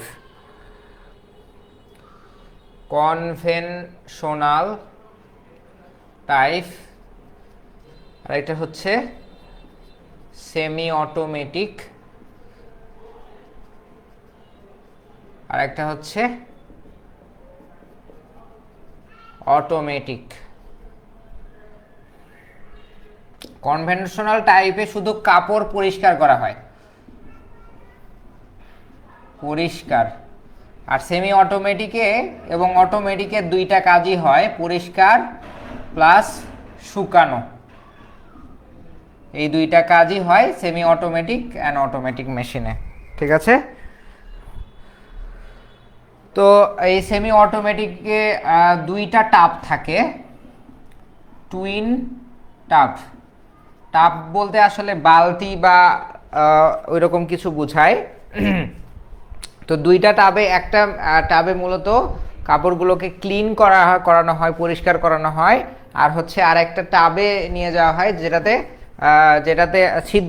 যেই টাবটা ছিদ্রযুক্ত থাকে, অর্থাৎ কাপড়কে শুকানোর জন্য, পানি বের করে দেওয়ার জন্য এই আরেকটা টাব থাকে। দুইটা টাব থাকে সেমি অটোমেটিক মেশিনে, কিন্তু অটোমেটিক এবং কনভেনশনাল টাইপ মেশিনে একটা টাবই থাকে। হ্যাঁ, কনভেনশনাল টাইপ মেশিনে একটা টাব থাকার কারণ সেখানে জাস্ট কাপড় ক্লিন করানো হয়, শুকানো হয় না। অটোমেটিক টাইপে একটা টাবই থাকে, সেই টাবের ভিতরে কাপড় শুকানো এমনভাবে সিস্টেম করানো থাকে, এমনভাবে ওই টাব বা বালতিতে সিস্টেম করানো থাকে যেটা কাপড় শুকানো এবং কাপড় কি বলে পরিষ্কার করা, দুইটা কাজ একটা টাবের মাধ্যমে করা হয় সেমি অটোমেটিক মেশিনে। আর সরি, অটোমেটিক মেশিনে। আর সেমি অটোমেটিক মেশিনে এই শুকানোর জন্য একটা আলাদা টাব ব্যবহার করা হয়, আর হচ্ছে কাপড় পরিষ্কার করার জন্য আর একটা আলাদা টাব ব্যবহার করা হয়। হ্যাঁ, তো এই 3 প্রকার হচ্ছে ওয়াশিং মেশিন ব্যবহার করা, 3 টাইপের ওয়াশিং মেশিন হয়ে থাকে। এই অধ্যায় থেকে তোমরা যেটা পড়বা সেটা হইল 2টা কোয়েশ্চেন পড়তে পারো। সেটা হচ্ছে 1 নাম্বার, ওয়াশিং মেশিন এর বিভিন্ন অংশের বর্ণনা। আরেকটা হচ্ছে ওয়াশিং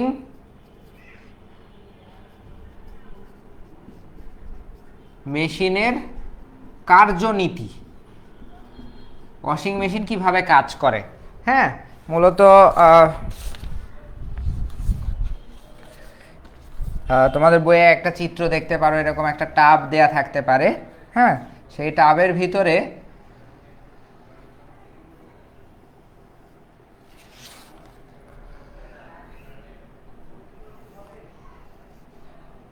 এরকম একটা মোটর বা রোলার থাকবে,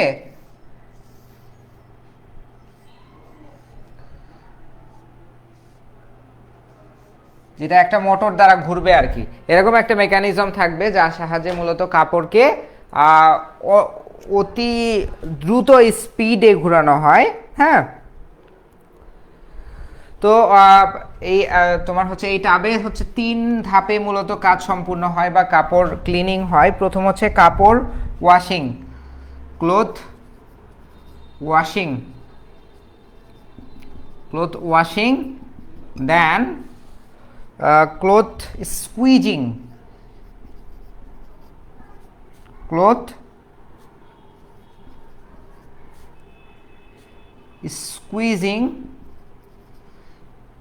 and last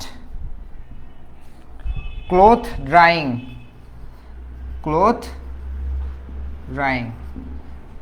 ওয়াশিং তো পরিষ্কার করা, কাপড় পরিষ্কার করে প্রথম ধাপে, তারপর হচ্ছে কচলানো, মানে ময়লা বের করার জন্য এটা দরকার হয়, এবং কাপড় শুকানোর জন্য স্কুইজিং দরকার হয়, এন্ড হচ্ছে শুকানো। ঠিক আছে, এই 3টা ধাপে মূলত ওয়াশিং মেশিন কাজ করে। মূলনীতিতে এই 3টা ধাপ নিয়ে আলোচনা করা হয়েছে, এবং ওয়াশিং মেশিনের বিভিন্ন অংশ এটা তোমরা রিডিং পড়ে নিতে পারবা। হ্যাঁ, তো এই হলো তোমার 5ম অধ্যায়। কি কি পড়বা তোমরা সেটার একটা ধারণা দিলাম। অ্যান্ড 6ষ্ঠ অধ্যায় সম্পর্কে একটু বলি।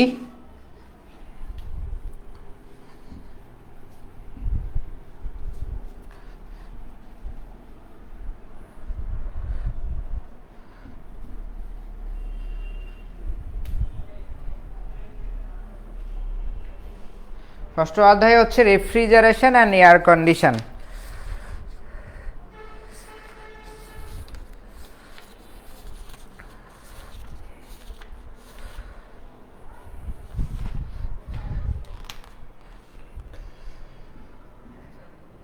রেফ্রিজারেশন, জারেটর অ্যান্ড এয়ার কন্ডিশনার।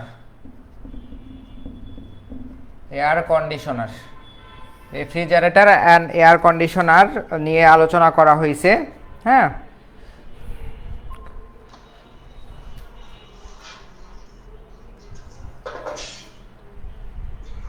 তিশা তোমার মাইক্রোফোন অফ করো।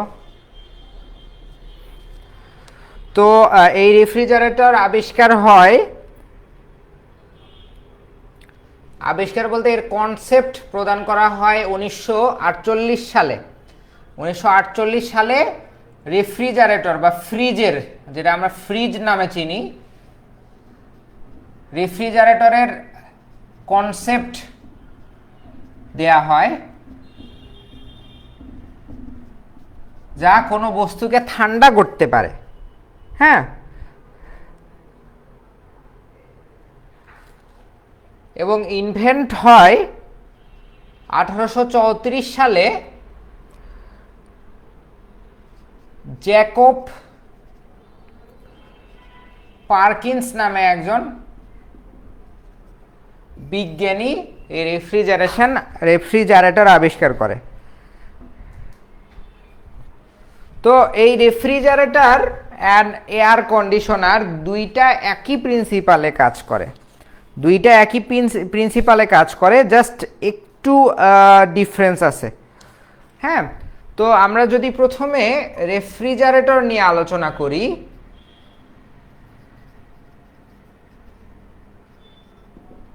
তো এটার মেইন কম্পোনেন্ট যেগুলো আছে, রেফ্রিজারেটরের মেইন কম্পোনেন্ট যেগুলো, সেটা হচ্ছে একটা হচ্ছে কম্প্রেসর,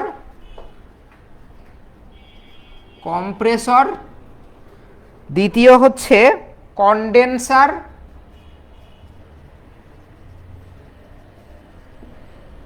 তৃতীয় হচ্ছে ইভাপোরেটর,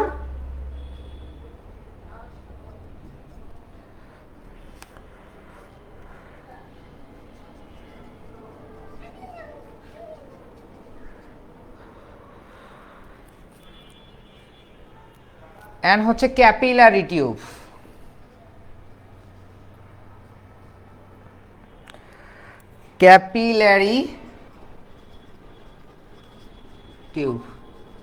ঠিক আছে, এগুলো হচ্ছে একটা রেফ্রিজারেটরের মেইন অংশ। কম্পেয়ার টু দ্যাট, আমরা যদি এয়ার কন্ডিশন নিয়ে একটু দেখতে যাই, তাহলে সেম থিং থাকবে।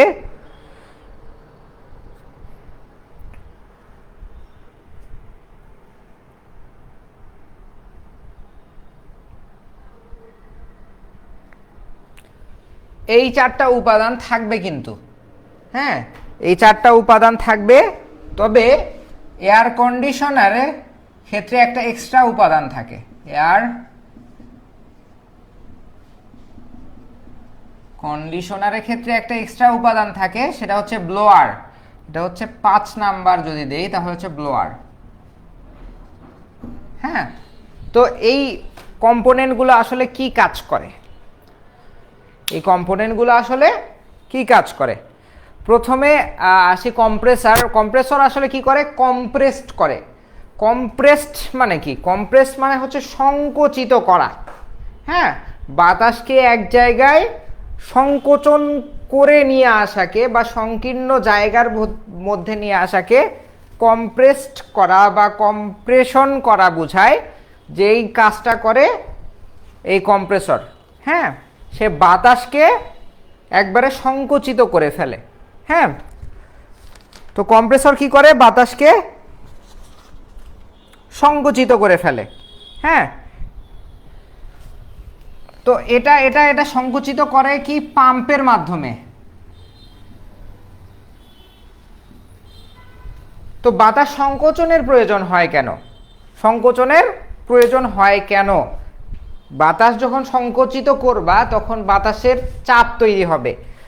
আগে স্বাভাবিক অবস্থায় যে বায়ুমণ্ডলে বাতাস আছে, যে সেটার যে চাপ, তার থেকে যখন তুমি বাতাসকে আরো বেশি সংকোচিত করবা, তখন বাতাসের চাপ তার চেয়ে বহুগুণে বেড়ে যাবে। সেটা অবশ্যই পাম্প বা মোটর দ্বারা করানো হয়। তো যার ফলে কি, এই বেশি প্রেসারযুক্ত বাতাস যদি তুমি কোনো পাইপ বা এই যে ক্যাপিলারি টিউবের মধ্য দিয়ে প্রবাহিত করো, তাহলে সে সহজেই এক স্থান থেকে অন্য স্থানে প্রবাহিত হতে পারবে। ঠিক আছে?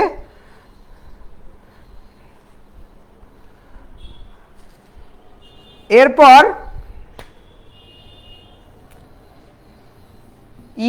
তোমার হচ্ছে কন্ডেন্সারের কথা পরে আসি। ইভাপোরেটর আসলে কি করে? ইভাপোরেটর হচ্ছে নিম্নচাপ সৃষ্টি করে, নিম্নচাপ সৃষ্টি করে। তোমার কন্ডেন্সার কি করে?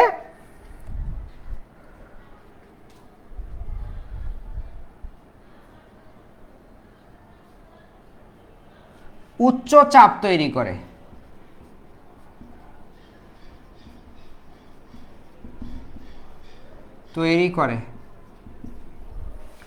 আর ক্যাপিলারি টিউবের মাধ্যমে কি হয়?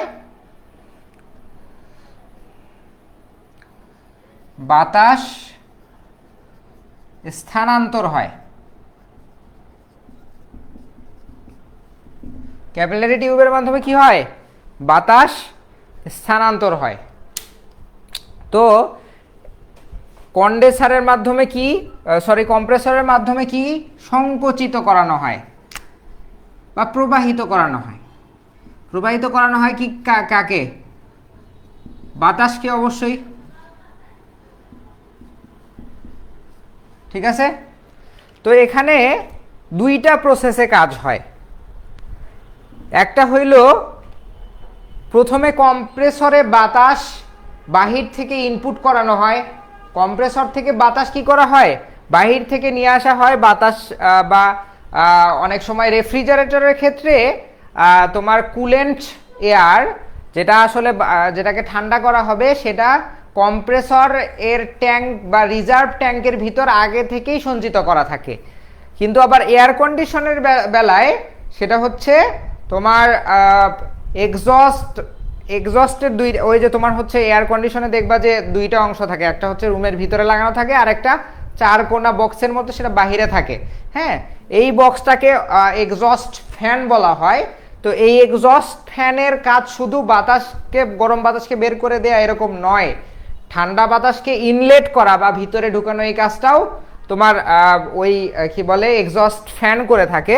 হ্যাঁ, এখানে 4 নাম্বার পয়েন্ট দিতে পারো, এক্সস্ট।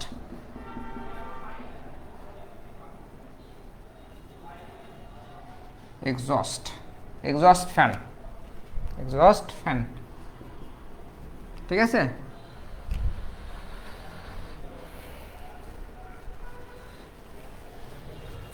তো এয়ার কন্ডিশনে কি হয়? এক্সস্ট ফ্যানের মাধ্যমে বাতাস বাহিরে যায় বা বাতাস ভিতরে আসে। হ্যাঁ, কিন্তু রেফ্রিজারেশনের ক্ষেত্রে তোমার কম্প্রেসরের ভিতরে একটা রিজার্ভ ট্যাঙ্ক থাকে, যেটাতে বাতাস আগে থেকে ইনস্টল করা থাকে, ঢুকানো থাকে। যে বাতাস কি বলে, এই জন্য এক্সস্ট ফ্যানের মতো বাতাসকে গ্রহণ করতে হয় না। রিজার্ভ ট্যাঙ্ক থেকে বাতাস সে কম্প্রেসরে নিয়ে সেটাকে এক স্থান থেকে অন্য স্থানে প্রবাহিত করে। তো প্রথমে ইভাপোরেটরে বাতাস যায়, গিয়ে সেখানে নিম্নচাপ তৈরি করে। নিম্নচাপ তৈরি করার ফলে কি বাতাস বাষ্পে পরিণত হয়। বাষ্পে পরিণত হইলে বাতাসটা ঠান্ডা হয়।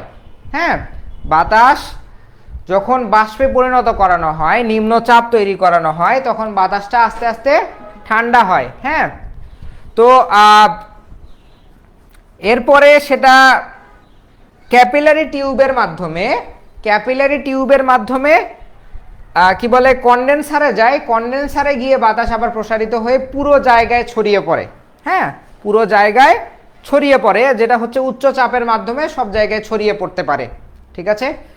তো এই কন্ডেন্সার আর ইভাপোরেটর, এই দুইটার সমন্বয়ে বাতাসকে তোমার কি বলে ঠান্ডা করা হয়। এবং বাতাসকে ঠান্ডা করা এখানে দুইটা পর্যায়ে, একটা হচ্ছে গরম বাতাসকে ঠান্ডা বাতাসে পরিণত করা, এটা একটা ধাপ।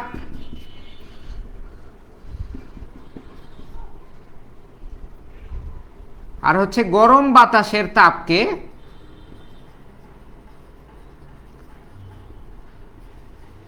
তাপকে শোষণ করা, এটা আর একটা ধাপ। তো গরম বাতাসকে ঠান্ডা বাতাসে পরিণত করার কাজ হচ্ছে ইভাপোরেটরের। আর গরম বাতাসের তাপকে শোষণ করার কাজ হচ্ছে তোমার কন্ডেন্সারের। হ্যাঁ, এই দুইটা প্রসেসের মাধ্যমে বাতাস ঠান্ডা হয় এবং ওই যে গরম বাতাস ঠান্ডা হইলো, যে তাপটা সে শোষণ করে নিল, এটা হচ্ছে এই কন্ডেন্সার করে থাকে। এই কন্ডেন্সার বাতাসের গরম তাপমাত্রাকে শোষণ করে নেয় এবং ইভাপোরেটর ওই বাতাসকে ঠান্ডা করে। আর ক্যাপিলারি টিউবের মাধ্যমে বাতাস এক স্থান থেকে অন্য স্থানে স্থানান্তরিত হয়। এয়ার কন্ডিশনার থাকে হচ্ছে ব্লোয়ার আর হচ্ছে এক্সস্ট ফ্যান। হ্যাঁ, এই দুইটা এক্সট্রা থাকে কেন? এক্সস্ট ফ্যানের মাধ্যমে তোমার হচ্ছে রেফ্রিজারেশনে হচ্ছে এটা একটা কম্প্যাক্ট প্যাক, এখানে হচ্ছে বাতাস ইন অ্যান্ড আউট হওয়ার প্রয়োজন হয় না। এই কম্প্রেসরের ভিতরে রিজার্ভ ট্যাঙ্কে বাতাসে আগে থেকেই সঞ্চিত করা থাকে। কিন্তু এয়ার কন্ডিশনারের ক্ষেত্রে বাতাসকে গ্রহণ করানো হয় এই এক্সস্ট ফ্যানের মাধ্যমে এবং এক্সস্ট ফ্যানের মাধ্যমেই আবার বাতাসকে, গরম বাতাসকে বাইরে এক্সস্ট ফ্যানের মাধ্যমে দুইটা কাজ করা হয়। একটা হচ্ছে পরিবেশ থেকে বাতাস গ্রহণ করানো হয়, সেটাকে ঠান্ডা করানো হয় এই কি বলে কন্ডেন্সার আর ইভাপোরেটরের মাধ্যমে। কন্ডেন্সার ইভাপোরেটরের মাধ্যমে বাতাসকে ঠান্ডা করে সেটা ব্লোয়ার যেটা থাকে সেটা হচ্ছে তোমার কি বলে এসির সামনে যে বাতাসটা বের হয় না, ওই জায়গায় মূলত ব্লোয়ার লাগানো থাকে। ব্লোয়ারের কাজ হচ্ছে ঠান্ডা বাতাসকে ডিস্ট্রিবিউট করে দেয়া, অর্থাৎ রুমে ছড়িয়ে দেয়া। হ্যাঁ, এটা ওয়ান কাইন্ড অফ মোটর।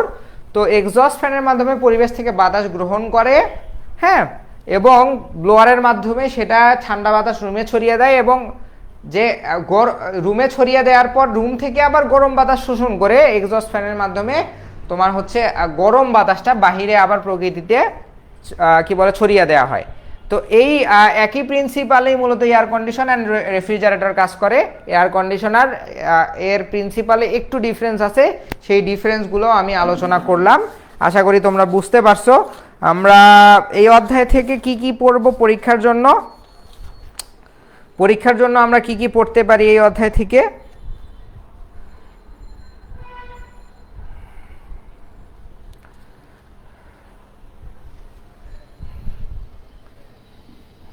এই অধ্যায় থেকে কিন্তু প্রশ্ন আসবেই, মাস্ট প্রশ্ন আসতেই হবে এই অধ্যায় থেকে। তো এই অধ্যায় থেকে কি কি কি প্রশ্ন আসতে পারে? একটা হচ্ছে রেফ্রিজারেটরের প্রধান অংশগুলোর বর্ণনা।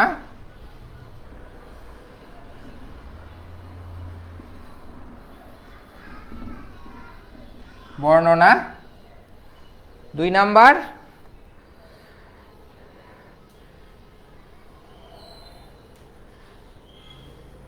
রেফ্রিজারেশন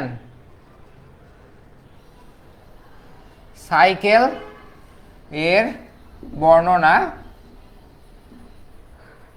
এন্ড 3 নাম্বার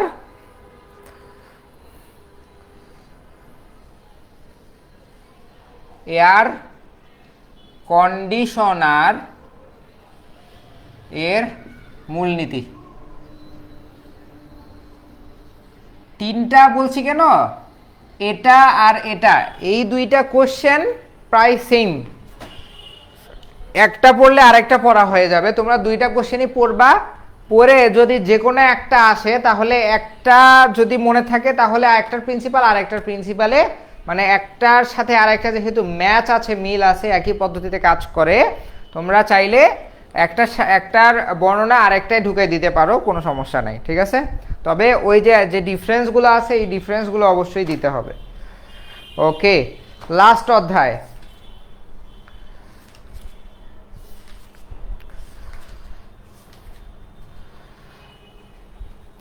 লাস্ট অধ্যায়ে আমরা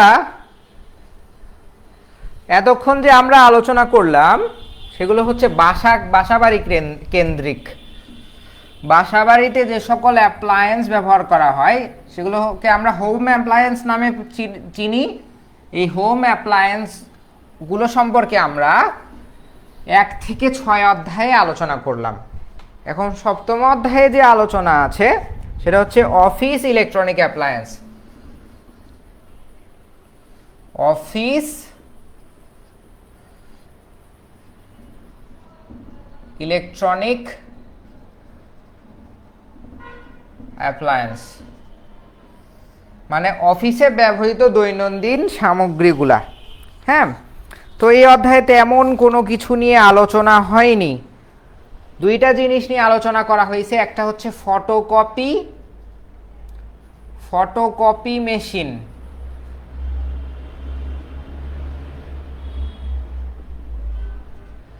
আর একটা হচ্ছে প্রিন্টার। হ্যাঁ, মজার বিষয় হলো কি, মজার বিষয় হলো আমরা ষষ্ঠ অধ্যায়ে যে আলোচনা করেছি রেফ্রিজারেশন অ্যান্ড এয়ার কন্ডিশন নিয়ে, ওদের প্রিন্সিপালে যেরকম বা কার্যাবলীতে যেরকম মিল ছিল, এই ফটোকপি মেশিন অ্যান্ড প্রিন্টার এই দুইটাতেও সেম থিং মিল আছে। হ্যাঁ, এই দুইটার মধ্যেও প্রায় অনেকখানি মিল খুঁজে পাওয়া যায়। ঠিক আছে, এই দুইটার মধ্যে অনেকখানি মিল খুঁজে পাওয়া যায়। তো আমি এই দুইটা নিয়ে বর্ণনামূলক বা বর্ণনা আলোচনা করছি না, আমি জাস্ট বলে দিচ্ছি তোমরা কি নিয়ে পড়াশোনা করবা, মানে এই অধ্যায় থেকে রচনামূলক কি আসতে পারে এটা একটু বলে দেই।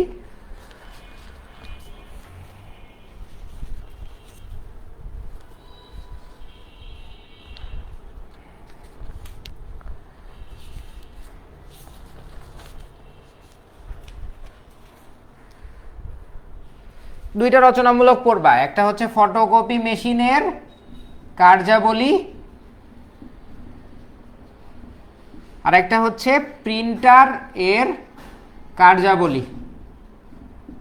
আর একটা চাইলে পড়তে পারো, দুইটাই প্রায় সিমিলারিটিস আছে দুইটার মধ্যেই, এবং আরেকটা রচনামূলক চাইলে পড়তে পারো, সেটা হচ্ছে স্ক্যানারের কার্যাবলী। এটার মধ্যেও অনেকখানি মিল আছে। তোমরা চাইলে এই তিনটা পড়তে পারো, তবে আসার সম্ভাবনা সবচেয়ে বেশি হচ্ছে ফটোকপি মেশিন অ্যান্ড প্রিন্টার, এই দুইটা এই অধ্যায় থেকে আসার সম্ভাবনা সবচেয়ে বেশি। আমি জাস্ট আরেকবার ব্রিফ দিয়ে দিব যে তোমরা হচ্ছে ইলেকট্রনিক অ্যাপ্লায়েন্স থেকে কি কি রচনামূলক পড়বা। প্রথম অধ্যায় রচনামূলক পড়বা সিসিটিভি ক্যামেরা, মনিটর এবং ডিভিআরের যে ব্লক ডায়াগ্রাম বা কানেকশন ডায়াগ্রাম আছে এটার বর্ণনা পড়বা। প্রথম অধ্যায় থেকে এটাই আসতে পারে। দ্বিতীয় অধ্যায় থেকে আসতে পারে মাইক্রোওয়েভ ওভেনের কার্যাবলী অথবা মাইক্রোওয়েভের 5টি ত্রুটি, তবে এই দুইটা কোশ্চেনই লেস ইম্পর্টেন্ট, খুবই কম আসে। তৃতীয় অধ্যায়ে ইম্পর্টেন্ট কোশ্চেন হলো তোমার ইন্ডাকশন কুকার। হ্যাঁ, ইন্ডাকশন কুকারের মূলনীতি, এটা সবচেয়ে বেশি ইম্পর্টেন্ট। চতুর্থ অধ্যায়ে ইম্পর্টেন্ট আমি বলে দিছি যে এলইডি এর কার্যাবলী।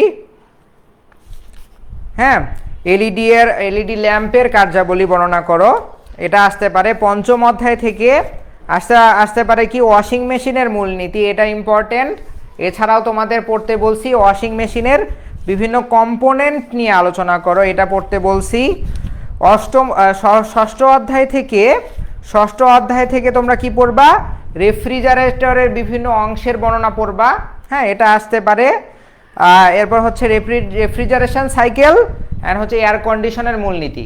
রেফ্রিজারেশন সাইকেল, এয়ার কন্ডিশনের মূলনীতি দুইটা যদি দুইবার রিডিং পড়ে ফেলো তাহলে একটা কোশ্চেন দুইবার পড়া হয়ে গেল।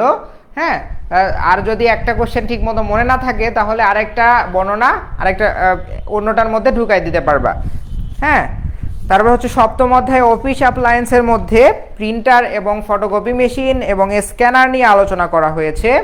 তার মধ্যে যদি আসে তাহলে আসতে পারে প্রিন্টার অ্যান্ড হচ্ছে স্ক্যানার নিয়ে বর্ণনা, এটা আসতে পারে। হ্যাঁ, তো এই ছিল ইলেকট্রনিক অ্যাপ্লায়েন্সের মেগা ক্লাস। আমি আর তেমন আলোচনা করতে চাচ্ছি না আজকে এই পর্যন্তই থাক।